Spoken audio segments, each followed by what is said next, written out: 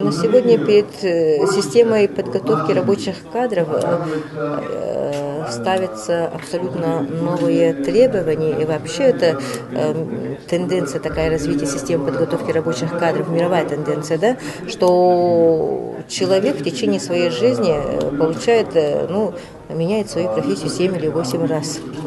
И должны быть образовательные учреждения, такие места, где вот этот человек на любом этапе своей жизни приходил бы и обучался какой-нибудь профессии и специальности. И вот сейчас мы должны переориентировать наши образовательные учреждения именно на такой механизм работы.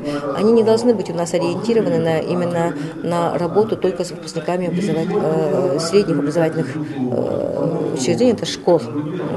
60% людей, обучающихся в наших образовательных учреждениях, это должно быть взрослое население.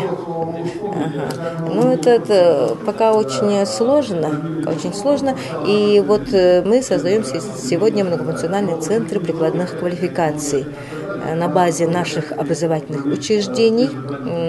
Озадачились этим. На сегодня у нас имеется 6 созданных центров. Многие учреждения задумались над этим, но нет вот такой единой модели. Возможно, у каждого будет своя модель. На сегодня нет такой финансовой поддержки для этих национальных центров прикладных квалификаций, как таковых.